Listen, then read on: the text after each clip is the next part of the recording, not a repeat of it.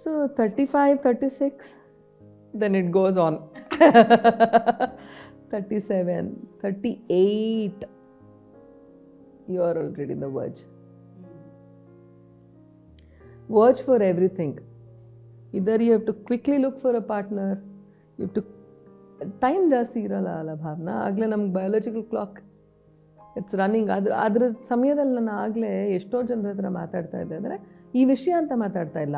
The discussion is already ನಾನು late 30s ಅಂತ ಅನ್ಬೇಕಾದ್ರೆ ಮಿಡ್ 30s ಲೇಟ್ 30s ಅಂದರೆ around me also there are already 40+ ಅವ್ರು ಇದ್ದಾರಲ್ಲ, ಎಲ್ಲರೂ ಅವರಾಗಲೇ ಮೆನೋಪಾಸ್ ಬಗ್ಗೆ ಮಾತಾಡ್ತಾ ಇದ್ದಾರೆ. ಅವರಿಗಾಗಲೇ ಮಕ್ಕಳಾಗಿದ್ದಾರೆ, ಎಲ್ಲ ಇದೆ. So they think it's a natural ಇದು ಅಂತ ಎಲ್ಲ ಆಗಿಬಿಟ್ಟಿದೆ. ನನಗಿನ್ನೂ ಆಗಲೇ ಇಲ್ಲ ಅಲ್ಲ, ನಾನಿನ್ನು ಸ್ಟಾರ್ಟ್ ಮಾಡ್ಬೇಕು ನನ್ನ ಜರ್ನಿ ಅಂತ ಅಂದ್ಕೊಂಡವಳು. ಇಲ್ಲಾಗಲೇ ಎಂಡ್ ಬಗ್ಗೆ ಮಾತಾಡ್ತಿದ್ದಾರೆ, ನಾನು ಇನ್ನೂ ಬಿಗಿನ್ನೇ ಮಾಡಿಲ್ಲ ಏನು. So all this will make you ಹೆಂಗಂತ ಹೇಳಿದ್ರೆ ಗೊತ್ತಾಗಲ್ಲ ಏನು ಆಗುತ್ತೆ ಅಂತ. ಆ್ಯಂಡ್ ಸ್ಪೆಷಲಿ ಈ ಬಯಾಲಜಿಕಲ್ ಕ್ಲಾಕ್ ಬಗ್ಗೆ ಇದು ಯಾವಾಗ ನಮಗೆ ಏನು ಹೇಳುತ್ತೆ ಅಂತ ಗೊತ್ತಾಗಲ್ಲ. And in today's generation things are happening quite early in our age. ಆಗಲೇ ಒಂದು 38, 40 ಅಂತಿದ್ದಂಗೆ ಎಲ್ಲರೂ ಮಾತಾಡೋಕ್ಕೆ ಶುರು ಮಾಡ್ತಾರೆ, ಎಸ್ಪೆಷಲಿ ಸಿಟಿಯಲ್ಲಿ. And many women are going through that. ಯಾರಿಗೂ ಅದನ್ನು ಖುಷಿ ಕೊಡೋಲ್ಲ ಖಂಡಿತವಾಗ್ಲೂ. ಅದು ಎಲ್ಲರಿಗೂ ಆಗುತ್ತೆ.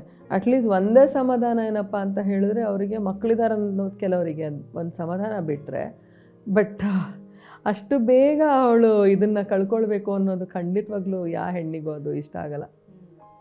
ಆ್ಯಂಡ್ ಮಡೋನಾ ಕೇಸಲ್ಲಿ ಏನೋ ಗೊತ್ತಿಲ್ಲ ನನಗೆ, BKS ಅಯ್ಯಂಗಾರ್ ಅವ್ರು ಯೋಗ ಎಲ್ಲ ಕಲ್ತುಬಿಟ್ಟು ಶಿ ಕುಡ್ ಎಕ್ಸ್ಟೆಂಡ್ ಇಟ್ ಅಂತ ಹೇಳ್ತಾರೆ ಅಪ್ ಟಿಲ್ 60 years ಅಂತ. Only Madonna could do that ಅಂತಾರಪ್ಪ.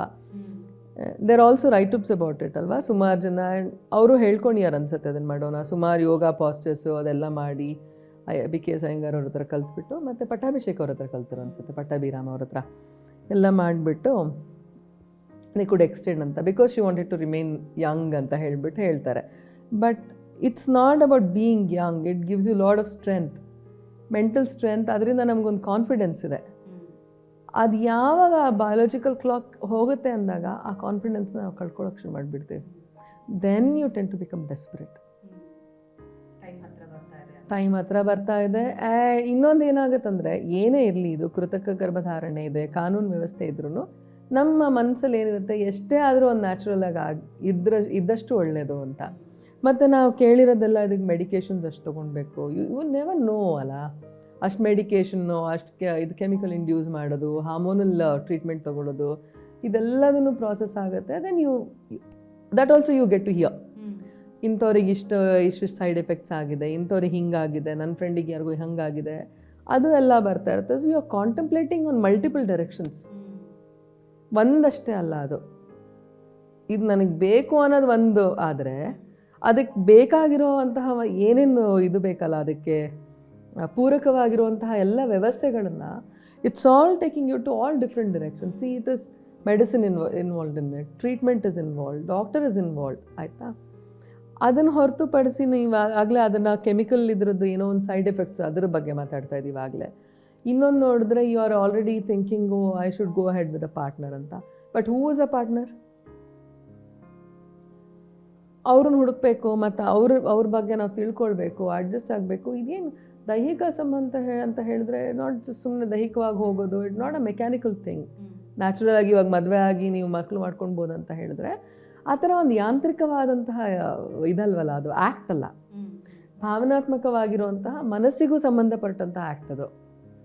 Then you have to go through the whole process. ಅವ್ರು ನಮಗೆ ಮನಸ್ಸಿಗೆ ಹತ್ತಿರ ಆಗಬೇಕು, ಆಲ್ ದ್ಯಾಟ್ ನೋ ಭಾವನಾ. ಸೊ ಇದೆಲ್ಲ ಆಗ್ತಿರ್ಬೇಕಾದ್ರೆ ಒಂದು ಸತಿ but I still went ahead. I thought we should have a quick relationship and make sure we have a child ಅಂತ. ಆದರೆ ಅದು ಹಂಗಾಗಲ್ಲ. ಅದು ನಮ್ಗೆ ಗೊತ್ತಿದೆ, ಅದು ಮನಸ್ಫೂರ್ತಿಯಾದಂಥ ಸಂಬಂಧ ಅಲ್ಲ, ಅದು ಮನಸ್ಸಿಂದ ಬಂದಂಥ ಸಂಬಂಧ ಅಲ್ಲ. ಅನಿವಾರ್ಯತೆಗೆ ಒಂದು ಸಂಬಂಧ ನನಗೆ ಬೇಕು ಅಂತ ನಾನು ಕಲ್ಪಿಸ್ಕೊಂಡಿರೋದು. You are not satisfied. ಅದರಲ್ಲೊಂದು ಸಮಾಧಾನ ಇಲ್ಲ, ಅದರಲ್ಲೊಂದು ಖುಷಿ ಇಲ್ಲ. ಅದರಲ್ಲಿ ಆವಾಗ ಒಂದು ರಿಗ್ರೆಟ್ ಅನ್ನೋಕ್ಕಿಂತ ಒಂದು ಅಸಮಾಧಾನ ಇದೆ. ಆಮೇಲೆ ಇದು ನಾನಲ್ಲ ಅಂತ ಹೇಳ್ತಾ ಇರುತ್ತೆ ಪದೇ ಪದೇ. So it makes you go into lot of confusion. And it's not about infatuation ಅಲ್ಲ, ಅಟ್ರಾಕ್ಷನ್ ಅಲ್ಲ, ಏನೂ ಅಲ್ಲ. ಅದೆಲ್ಲ ದಾಟಿ ಆಗಲೇ ಬಂದ್ಬಿಟ್ಟಿದ್ದೀವಿ ನಾವು ತುಂಬ ವರ್ಷ. ಅದರಿಂದ ಆ ಅಟ್ರಾಕ್ಷನ್ನು ನನಗೇನು ತಿಳಿದೆ ನಾನು ಮಾಡಿದೆ, I was so attracted, I was so much into so much of that person, ಅದೆಲ್ಲ ಆಯಿತು. It's not about all that. ಇದು ಯಾವುದೂ ಅಲ್ಲ. ಇದು ನನಗೆ ಇಷ್ಟೇ ಇರೋದು ನನ್ನ ಮನಸ್ಸಲ್ಲಿ. ಇದಕ್ಕೊಂದು ನನಗೆ ವ್ಯವಸ್ಥೆ ಬೇಕು. ಆಬ್ವಿಯಸ್ಲಿ ಪುರುಷ ಇಲ್ಲದೆ ಇದ್ದರೆ ಸಾಧ್ಯ ಇಲ್ಲ ಪ್ರಕೃತಿ. ದೆನ್ ಎಷ್ಟೇ ವ್ಯವಸ್ಥೆ, ಏನೇ ವಿಜ್ಞಾನ, ಏನೇ ಇದ್ರೂ you want to go head. ಅದು ಎಲ್ಲಿ ಸರಿ ಬರಲ್ಲ ಅಂತ ಅನ್ಸುತ್ತೆ. ಆಮೇಲೆ ನನ್ನ ನಿರ್ಧಾರ ನನ್ನ ಜೀವನಕ್ಕೆ ಎಲ್ಲೋ ಸರಿ ಅಲ್ಲ ಅಂತ ಅನ್ನಿಸ್ತದೆ. ಇಷ್ಟು ವರ್ಷ ಇಲ್ಲದೇ ಇರೋ ನಿರ್ಧಾರಗಳನ್ನು ನಾನು ಈಗ ನನ್ನ ಜೀವನಕ್ಕೆ ತೊಗೊಂಡಿದ್ದೀನಿ. ಅದು ನನ್ನ ಜೀವನಕ್ಕೆ ಸರಿಯೋ ತಪ್ಪೋ ಅಂತ ನಾನು ಯೋಚನೆ ಮಾಡ್ತಾಯಿಲ್ಲ. ಆಮೇಲೆ ನನ್ನ ಜೀವನಕ್ಕೆ ಅನ್ನೋಕ್ಕಿಂತ ಹೆಚ್ಚಾಗಿ ವಿ ಹ್ಯಾವ್ ಅ ಪರ್ಸನಾಲಿಟಿ. ಆ personality it's full of many things. ಹೊರಗಡೆ ನೋಡೋಕ್ಕೇನಲ್ಲ, ಪ್ರೂವ್ ಮಾಡೋಕ್ಕಲ್ಲ that I have a personality ಅಂತ ಅಲ್ಲ. ಅದೊಂದು ವ್ಯಕ್ತಿತ್ವ ಆಗಲೇ ಒಂದು ಬಿಲ್ಡ್ ಆಗಿದೆ. ಅದು ನಂದು. ಬೈತೀನಿ ಅಂದರೆ ಬೈತೀನಿ, ನೇರವಾಗಿದ್ದೀನಿ ಅಂದರೆ ನೇರವಾಗಿ ಮಾತಾಡ್ತೀನಿ. It is all become part of you. ಈಗ ನಾನು ಯಾವುದೇ ಕಾರಣಕ್ಕೂ ಅಲ್ಲಿ ಬದಲಾಗೋಕ್ಕಾಗಲ್ಲ. ಆಮೇಲೆ ಯು ಕ್ಯಾಂಟ್ ಸ್ಟೂಪ್ ಡೌನ್.